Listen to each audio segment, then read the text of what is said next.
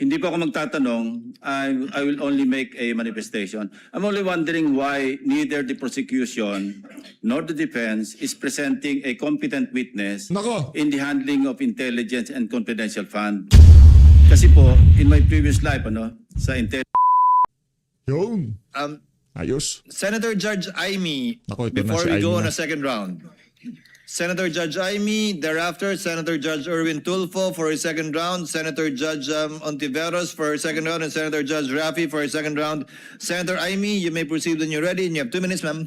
Thank you very much, Presiding Judge. And this is a very simple question by way of information to the prosecution. During the Blue Ribbon Committee, a certain Jean Abaya was called as a resource person. As I recall, she was then the operations head of Landbank Shaw and assumed the position of department manager thereafter. I understand, of course, that the prosecution has the right to choose your witnesses. I am simply curious, bakit hindi pinatawag si Ms. Abaya na magtestigo ngayon, samantalang siya yung may personal knowledge ng encashment ng mga cheque na pinag-uusapan? Your Honor, The at Honorable Chua may respond. thank you, Your Honor. Your Honor, at that time, when this check was encashed, si Ma'am po, ang ating pong testigo, siya po ang branch manager. Hindi po yung nabanggit po ninyo. Yes, alam ko na siya yung branch manager, pero yung operations head at that time, si Jean Abaya. As a matter of Nako. fact, she was even able to say that the entire amount of the checks was withdrawn each encashment. So, ang lumalabas doon sa House hearing, kung naaalala kong maigi, si Miss Abaya ang direktang nakipag-deal kay Miss Acosta, di ba? Your Honor, kung maririnig po natin yung kanyang salaysay, siya po kasi yung nakikipag-coordinate sa OBP. Siya In fact, nakikipag-coordinate or sino ang direktang nakikipag-usap kay Miss Abaya? Kung ganon. Kay Miss Acosta, sorry. Di ba si Jean Abaya? Pwede po Yun ang akong sumagot. pagkaintindi ko doon sa House hearing eh. Pwede po akong sumagot. Yes, please. Si Gina Abaya po, siya po yung next in rank nung ako po ay branch Siya manager. yung? Next Sorry. in my rank. Oo, yeah. Opo. Pero siya ba yung direktang nakipag-deal kay Miss Acosta ng DepEd? Ako po ang direktang sa OVP po. Nakakapagtaka lang kung bakit nung House hearing, si Miss Abaya ang siyang nagsabi ng direktahan na yung entire amount ng cheque was withdrawn each encashment. Hindi po kayo. Ba't kaganon? Your Honor, Nako. bali po si Gina Abaya po ang naging incumbent manager. Siya po yung pumalit sa akin as branch manager. So at that time, tinanong po nga siya. So since operations manager po siya, aware din po siya sa transaction. Pero natanong din po siya kung sinong direktang kumakausap sa cash division. Okay. Siyempre dapat si Madam yun. Si Madam siya salag dyan. Magkano ba, ma'am? Hindi, nagtatanong ako. Magkano yung wala bang pang merienda na ibinigay sa'yo dyan? Ang bihira. Diba, 30 taong ka nagtrabaho sa sa land bank, tapos okay lang sa'yo na ngayon maging laman ka ng pahayagan? Okay lang na maging thumbnail ka. Itong di mo mapasama ka sa thumbnail ng mga video, di ba? Okay lang yun. Posible naman. Tatanong lang naman, di ko sinasabing bayaran siya kung ano pa man. Diba? So kaya po ako napatawad. Kayo yung direktang nakipag-usap. Opo. Kahit siya ang nag-attest na talagang buong amount ang withdraw. Ganun ba? Aware naman po siya sa mga transactions din po sa branch. Okay, maliban doon, Ms. Constantino, nung House Blue Ribbon, narinig ko, nung tinanong ni Congressman Luistro, sino ang nag-withdraw ng pera at linagay sa mga bag, nung una, sabi niyo, you didn't recall. Matapos noon, medyo may leading question si Congresswoman noon eh. Kasi ang sabi, do you recall Miss Acosta? Do you recall Mr. Ortonio? Bigla ninyong naalala si Miss Acosta at si Mr. Ortonio. Tama ba yun? Ba't nagkaganon? Nung una, hindi ninyo maalala. Pagkatapos noon, naalala na ninyo. Pwede ko Ano po ba talaga ang naaalala ninyo? Para klaro tayo. Kaya ka, parang lang. Nato 250 million na tayo dito sa impeachment na to. Ang daming nakakalimutan at naaalala. Ayusin nyo. Laki na ng gastos sa sambayan ng Pilipino dito, ha? Pwede po ba nating balikan po kung yung transcript po talaga? Kasi baka po, mamaya, baka lang po, I'm sorry, may iba pong issue before. Tapos po natanong ako kung bakit ko po kilala yung dalawa. So baka po may iba Kasi pa nung pong una, story up behind. tinatanong kung nare-recall ninyo, sino naglagay ng pera sa mga bag? Sabi po ninyo na hindi ninyo maalala. Tama ba yun? Ang pagkakaalala Kindly ko po, wind up. ang pagkakaalala ko, sorry po. Magagalit na naman niya si Rapi Tulfo eh. Bilis, bilis, bilis. Ang pagkakaalala ko Sumasagot po, ang sinagot ko po yon na si Yes, Miss yes. Gina ang naglagay at si Mr. Ortonio. Ang hindi ko po ma-recall kung sino po yung naglabas na ng cash. Uy, hindi ng ko bags. tinatanong yon. Hindi yon ang tinutukoy ko. Ang tinutukoy ko, yung pa-iba-ibang sagot. Kasi nung una sabi nyo, hindi ninyo maalala kung sino naglagay ng pera sa bag. Pagkatapos nung binanggit sa inyo, do you recall Miss Acosta, do you recall Mr. Ortonio?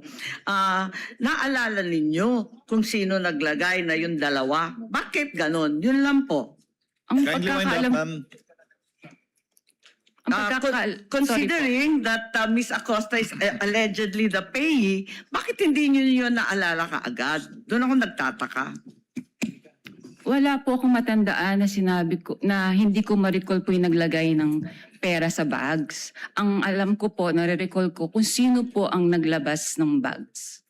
Okay, Outside the bag. balikan na lang po natin yung transcript Sige doon sa po. lower house Kung pwede at po. baka maipaliwanag ninyo sa amin na maigi. Maraming salamat. Sige The po, lady ma'am. may avail for round 2 with the permission of Senators Erwin Tulfo, Ontiveros, and Rafi Tulfo. Chair would like to acknowledge Senator Lacson first since it is his first round to ask questions. Thereafter, we will be recognizing in this order Senators Erwin Tulfo, Senator Ontiveros, and Senator Rafi Tulfo for their second round. Senator Lacson may proceed. You have Thank 2 you, minutes, sir. Mr. Presiding Officer. Hindi po ako magtatanong. I will only make a manifestation. I'm only wondering why neither the prosecution nor the defense is presenting a competent witness Nako. in the handling of intelligence and confidential fund. Kasi po, in my previous life, sa intelligence Teka lang, ano yan? Hindi niyo pa napainom ng gamot to para sa prosecution. sa Yan law daw. enforcement, ang natatandaan ko, kasi limited yung purpose ng intelligence at saka confidential fund. Nagtataka lang ako, nakita ko yung regularity ng withdrawals ng cash parang every quarter except for December, December 20. So sana kung para ma-educate kami at saka magkaroon kami ng informed decision later on, sana meron tayong competent witness. Ang tawa, anong decision. May decision na kayo. Competent decision. Wag na. Alam naman namin para kayo sa ang tawag dito sa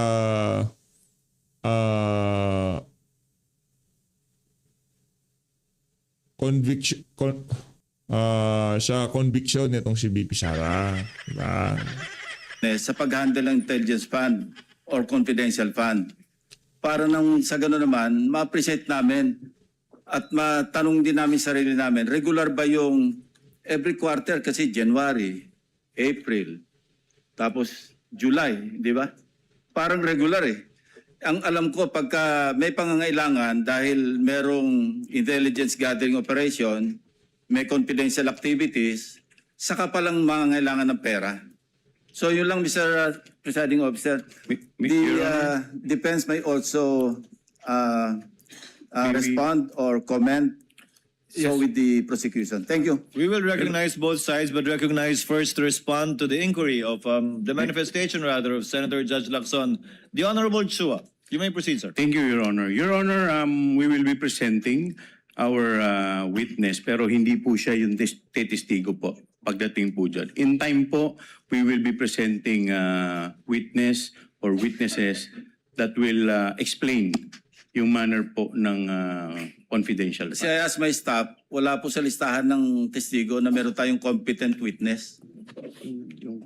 So saan ang galing yung sinasabi niyo may present yung COA po. They will be the COA one is to- not a competent witness sa pag-handle ng intelligence and confidential fund. Aray ko. Koa! Yari. Kasi pag naglabas ho talaga sila ng competent witness yan, sasabihin na hindi pwedeng ilabas yung pangalan nitong si Mary Grace Piatos kasi nga confidential. Mako-compromise yung security niya. At kung ano man ang ichinuchu niya sa OVP noong mga panahon na yun para hindi ma-recruit yung ating mga kabataan ng mga makakaliwang grupo. Oh. Somebody, Your Honor, meron po you know, kasi maybe kami reservation. a retired intelligence officer, you know, somebody like that na maalam mag-handle. Nagtataka lang ako bakit masyadong regular tapos yung una pa, natapat pa na magpapasko. Yes, Your Honor, may present po kami pero kung makikita po ninyo dun sa aming pre-trial brief, meron po dong reservation. Thank you. Thank you po. Confidential pa daw po. The Honorable Attorney Poe, rather, is recognized for your comment to the manifestation of Senator Lacson. Thank you, You may Mr. proceed, sir. Presiding Officer. Same comment actually with the prosecution, Your Honors. Meron din po kasi tayong mga reservations. So we will present when we feel necessary, Your Honors. Sa ngayon nga, confidential pa din yung witness niya.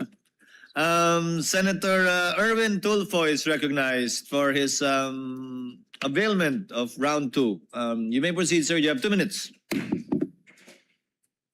Thank you, Mr. Presiding Officer. Ms. Witness, ito pong transaksyon na 125, 4 times po yata ito. Tama po ba? Tama po. Alright. Hindi po ninyo na-report ito sa AMLAC? Gaya po ng sabi ko po, na-invoke ko po yung AMLA rule prohibiting us to disclose po any information regarding No, I'm that. not saying na you have to disclose to us. Pero I'm saying, kailangan po bang i-report ito? Kasi ma'am, ayon po sa AMLAC law natin, covered po ang lahat po ng government transactions ng government agencies. Tama po ba? Do you Opo. agree to that? All right. Yes po. At saka, another thing, ito po ba ang transaksyon na ito ay nasa ilalim ng list of due and demandable accounts, payable, LDDAP, at saka meron po bang itong advice to debit account, ADA? Meron po silang advice na nai-issue po yan. Okay, pero nasa ilalim po ba ito ng LDDAP, yung list of due and demandable accounts? I Payable? think agency na po ang pwedeng sumagot po regarding this. Okay, all right. That's all, Yun Mr. na. Presiding. Pambira naman o. Ano ba yan? Yun na yung mga tanong nila. Thank you, Senator Judge Erwin Tulfo. Senator Judge Risa Ontiveros for her second round. You may proceed, ma'am. When you're ready, you have 2 minutes. Ito si Locarit.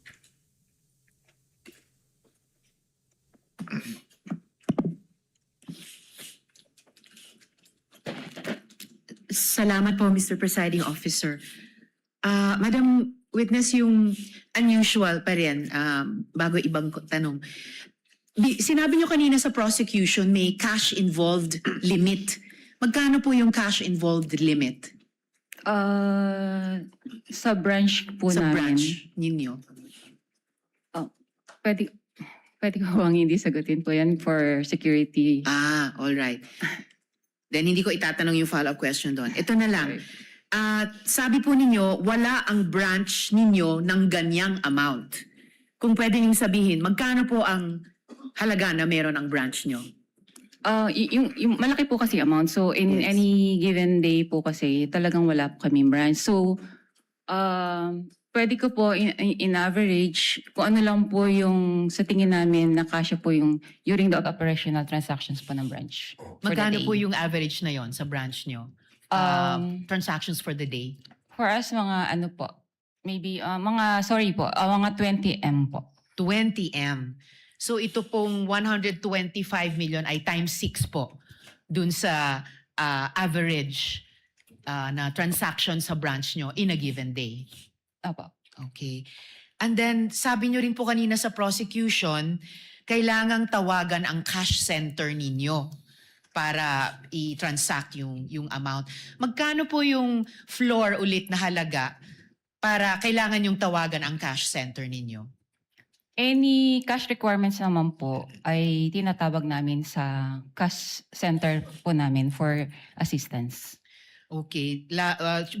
Would you say anything above 20 million, kailangan kayong tumawag sa cash center? Kahit po less than, basta po requirement po namin sa branch for that day, sa daily operations po namin. And yung 125 million na yon ay lampas sa kaya ng branch nyo in that day. Opo. Okay. Kaya unusual ang sinabi nyo kanina sa Opo. prosecution. Opo. Okay po. In total, kalahating bilyong piso in cash ang winidraw ng Office of the Vice President sa branch ninyo. Sa experience nyo po, karaniwan rin po bang mag-withdraw ang isang ahensya ng ganyang halaga, kalahating bilyong piso, in cash, sa loob lamang ng 8 buwan? Hindi ko po yun masasagot kasi yung agency po maybe ang dapat pong sumagot about it. Oh, pero para sa branch po ninyo, naranasan nyo na po ba in the higit 3 dekadang nagtrabaho kayo sa Land Bank na merong alinmang ahensyang nag-withdraw ng ganyang halaga, kalahating bilyong piso in cash sa loob lamang ng less than 3/4 of a year? Wala po akong ma-recall kasi mostly nga po ang sabi ko ay puro through online or ang transactions na po nila or cheque. Okay. At bilang branch manager, sinigurado niyo po ba na otorisado talaga ni Vice President yung pag-withdraw ng kalahating bilyong piso? Meron naman po kasi silang inisyong advice. So binase naman po natin yung checking na inisyu kay Ms. Gina Costa na ito po ay may advice na po and funded. Alright. So batay dun sa issue advice ni Ms. Jean Acosta, yun na yung pagtitiyak nyo na otorisado ni VP yung pag-withdraw nitong kalahating bilyong piso in Opo. cash. Opo. Salamat po. Salamat, Mr. Presiding Officer. Last 2 questions if there's a final round. Salamat po. Thank you, Senator Judge Risa. Senator Judge Rafi Tulfo for his availment of round 2. You may proceed, sir, when you're ready. You have 2 minutes. Madam Witness, how are government agency accounts being opened sa Land Bank? Ano yung proseso po? Pakiulit po, sir. Ano po yung proseso para yung isang government agency ay makapag-open ng account sa Land Bank? Meron pong request na galing po sa kanila. At the same time po, meron din pong approval from the Bureau of Treasury na mag-open po sila ng account sa amin. So once approved na po ito, ay ma-open na po yung account sa Land Bank. Very good. Now, sa kaso po ng OVP, sino po yung nag-open ng account? Sino po yung pumunta sa bangko ninyo para i-open yung account ng OVP? Ang alam ko po, nag-inquire po yung head po ng Huwag agency. pong alam ko. Dapat sino po talaga? Sigurado dapat kayo. Yung head po ng cash division. Nila. Opo. Okay. Ano po yung mga presentang dokumento para magpapatunay na sila po authorized talaga na mag-open account on behalf of the OVP? Gaya po na sabi ko nga po kanina, yung pong request nila na mag-open account, at the same time, yung approval po ng Bureau of Treasury na sila po ay allowed po mag-open ng account sa amin. I don't know kung nasa niyo po yung question kanina. Sino po yung person na pumunta doon para magpresenta na ako'y from OBP at nagpakita ng dokumento at ako yung authorized person to represent the OBP for this account? Yung head po ng cash division po ng OVP. And what is her name again? Anong pangalan niya po? Hindi ko na po ma-recall yung head po. Yung isa po kasi staff niya po yun, Okay. si Miss Queenie. So pagdating niya po doon sa bangko, meron po siyang sigurado akong binabanggit ng mga taong point person na para pumunta sa bangko para mag-withdraw at sino yung mga signatories, etc. Tama? Pakiulit po ang tanong, Your Honor. Kasi po yung sa cash division, hindi mo na maalala ang pangalan ng tao ulit? Yung head ng cash division, hindi ko na po ma-recall. Okay, sige. Yung head ng cash division, pumunta doon ng open account. So doon, nagkakaroon na agad ng arrangement para sabihin sa inyo na ang pwede lang mag-withdraw ay si ganito at kasama si ganito. Wala pong ganong arrangement. Wala. Wala pong ganon. O dapat mayroong arrangement para malaman ninyo kung sino yung point person ng OBP para tumawag sa inyo at sino kayo nagde-designate ng point person to coordinate from the OBP to Land Bank. Yung po, sorry po, ang pagkaintindi ko po kung sino po yung inisyuhan nila ng cheque, ganun po ba? No, sino yung taong nagsasabi sa Land Bank na ito lamang ang recognize namin na tumawag at the day of the withdrawal at ito lamang ang pwedeng pumirma sa cheque, etc. etc. There has to be one person. As to authorized signatories po, aware naman po yung agency kung sino po yung mga authorized pumirma. Ngayon po, kung sino No, po yung... no, sorry. You're listening but you're not hearing me. Sino po yung tao na nagsabi sa Land Bank na, hey, Land Bank, ito lamang mga tao ang pwedeng kumontak sa inyo, ang pwedeng mag-withdraw, period. Sino yun? Ang pagkakalam ko po, yun pong sina Asik or Tonyo po. Sina Tsaka po Asek. sila po kasi yung officers po ng So did they OVP. go personally sa Land Bank or through telephone lamang? Sa pagkakaalala ko po, meron po silang written communication po So how sa did you amin. know na sila talaga yun nasa written communication? Nag-represent po sila ng mga IDs nila. Doon po sa pagkakaalala ko So po, they went to Land Bank personally yes. and then they presented documents to prove that they are that person. Opo. And then Kasi, Go ahead. sorry po, pwede pong Go mag-butt ahead, in. ma'am.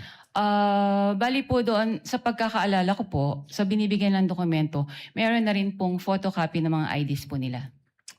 Thank you. Thank you, Madam Wait. Thank you, Senator Judge Tulfo. Senator Judge Pangilinan is recognized for his round 2 availment. You may proceed, sir, when you're ready. You have 2 minutes. Thank you. Yung cheque na winidraw o pinisenta sa inyo December 20, 2022, tama? Ang date? Opo, December 20, 2022.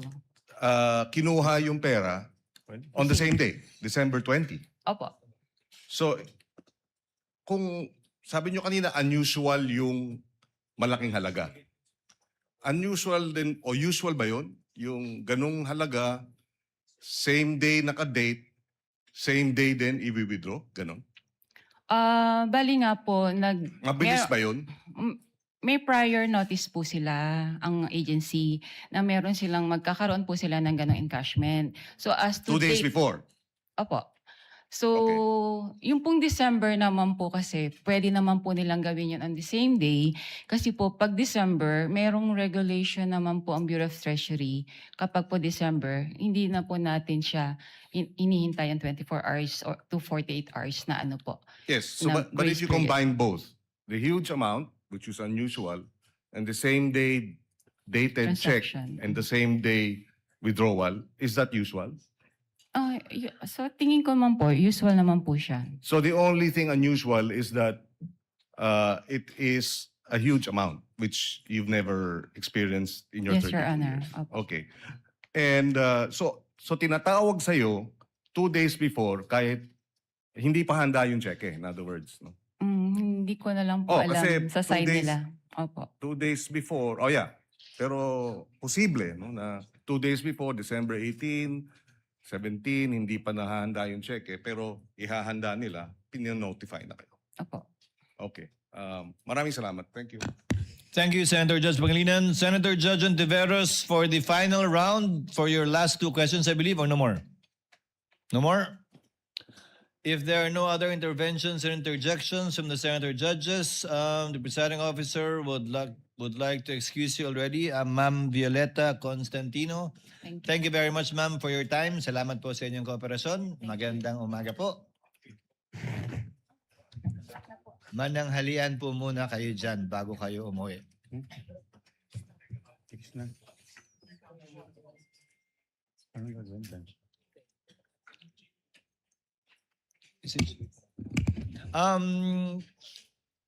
Yes, Senator Judge Pangilinan.